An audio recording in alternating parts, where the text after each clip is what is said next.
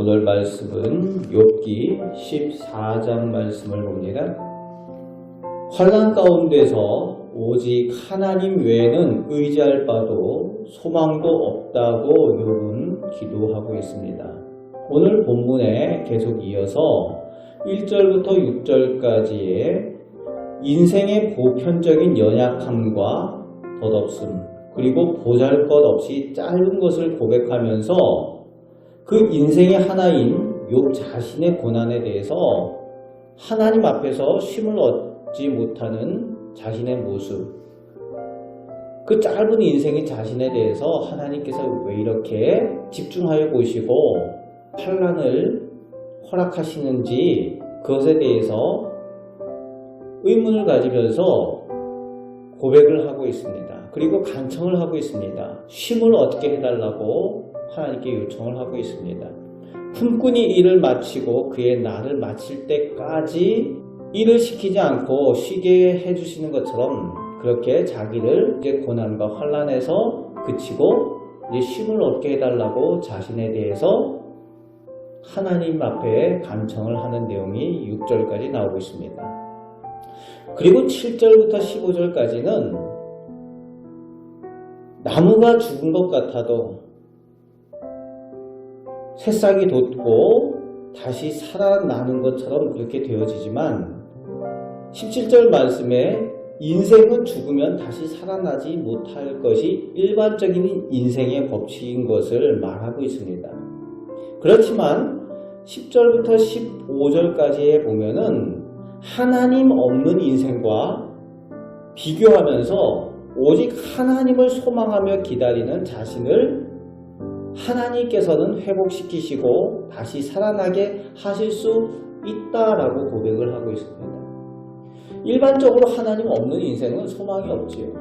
다시 살아날 수가 없고 회복될 수가 없어요.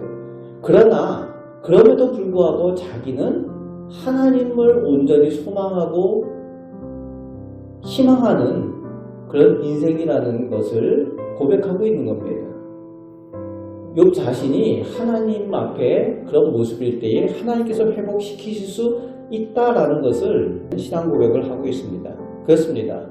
오직 하나님께서 고치시고 회복시키시고 다시 살리실 수 있는 분이심을 믿는 그런 신앙 고백이 우리에게 있을 때에 그것이 우리에게 능력이 되고 간증의 제목이 되게 하시는 줄 믿습니다. 그리고 16절부터 17절 욥은 하나님께서 자신의 모든 죄를 도말하셨음에 대한 확신을 가지고 있어요. 지금 고난과 환난 중에 있을지라도 하나님께서 자신의 죄를 하나님께서 주머니에 봉하시고 싸매셨다라는 고백을 하고 있습니다. 하나님께서 다 해결하여 주시고 기억하지 아니하신다는 거죠. 놀라운 고백입니다. 친구들은 와서 네가 지금 환난을 당하고 고난을 당하는 것이 네가 범죄한 것 때문이다 라고 그렇게 핍박을 하고 있는데 욥은 하나님 앞에 늘 정직했던 그 자세가 변하지 않는 거죠. 하나님께서 선하신 하나님께서 의로우시기 때문에 자신의 모든 죄에 대한 부분들을 하나님께서 이미 해결하셨다라는 확신을 가지고 있습니다. 우리 하나님의 사람들, 성도의 모습이 이런 욥과 같은 고백이 되어져야 되는 거죠. 우리가 예수를 믿고 나서 우리가 고백하는 모든 죄에 대해서 하나님께서 이미 해결하셨다라는 것에 대한 확신을 가질 때에 우리가 성도로서 능력 있는 삶을 사는 거죠. 하나님의 그 죄사하심, 예수 그리스도의 십자가의 은혜를 우리가 온전히 의지하지 않으면은 우리가 잘못했던 것에 대해서 우리가 범죄한 것에 대해서 자꾸 기억을 하게 되는 거죠. 옛날 그런 내가 그때 잘못했네, 그때 죄지었네. 하나님께서 이미 해결하여 주셨는데도 불구하고 그 죄책감으로 계속 매어 사는 사람들이 있지요. 그러나 성도는 오늘 욥과 같이 하나님께서 이미 해결하셨다라는 것에 대한 확신을 가지고 이제는 그 확신을 가지고 능력의 삶을 살아가는 사람이 되어져야 된다는 겁니다. 욥은 그런 고백을 하고 있어요. 친구들이 자신에 대해서 범죄했다라고 책망을 해도 자신은 하나님 앞에 그렇지 않다라는 것에 대해서 확신을 가지고 있다는 겁니다. 그리고 18절부터 끝절까지 그럼에도 고난과 고통 중에 있는 자신의 무능함과 인간의 한계를 다시 한번 반복해서 돌아볼 수밖에 없는 거죠. 그렇게 고백을 하고 확신을 가지고 있지만 지금 현실은 고난과 고통 가운데 있는 거죠. 힘이 드는 겁니다. 그럴 때에 하나님 앞에서 인생의 무능한 것과 한계를 고백을 합니다. 특히 죽음에 대한 하나님께서 정해놓으신 한계와 죽은 사람의 현실을 고백하는 내용이 나오고 있는데 19절에 더 이상 희망이 없다라는 거죠. 죽은 사람은.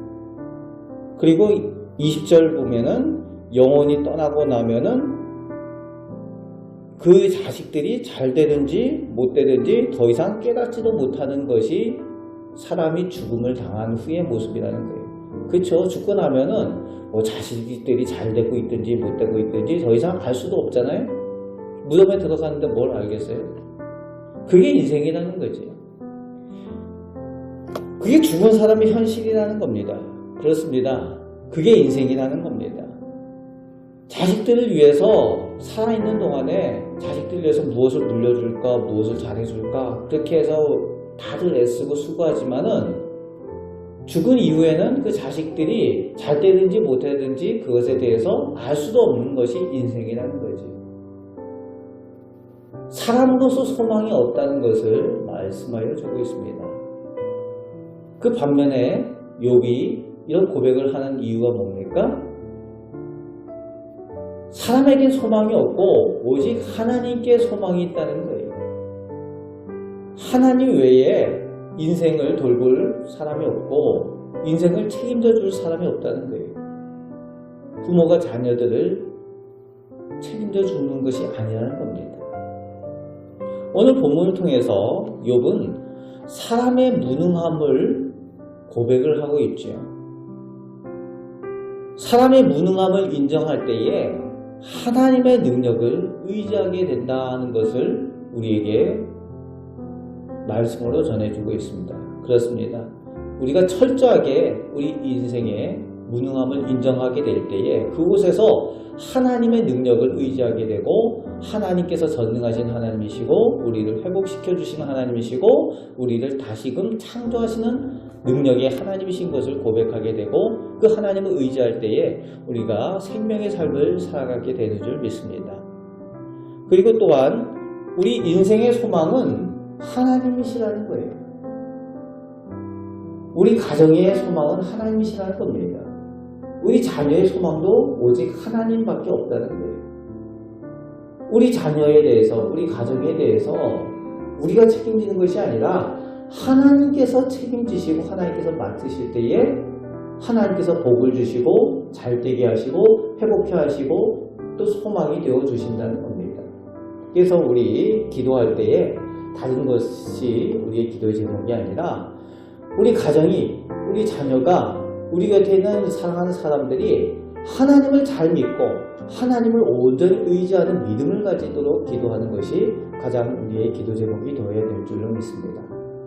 오늘 인생의 그 연약함을 고백하는 욥의 고백을 통해서 우리가 이 고백이 우리의 또한 고백이 되기를 원하고 또 욥의 기도처럼 우리가 오직 하나님을 소망하며 하나님께서 우리 인생을 책임져 주시고 우리 가정과 자녀를 책임져 주심을 믿고 고백하는 기도로 하나님 앞에 나아가시고 또 그 가운데 하나님께서 은혜 베푸심을 체험하며 주님의 능력을 체험하며 승리하며 살아가시는 우리 복된 성도들 되시기를 주님의 말씀으로 축복합니다.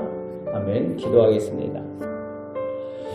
좋으신 하나님께서 창조하신 하나님이시요 전능하신 하나님이시요 생명의 하나님이시요 능력의 하나님이신 줄 믿습니다. 오늘도 저희 하나님이 되셔서 저희를 선하게 인도하여 주시고 저희 가정과 저희 자녀와 저희 인생을 책임져 주시고 은혜 내려 주시는 줄 믿습니다. 저희는 참 연약하고 부족합니다.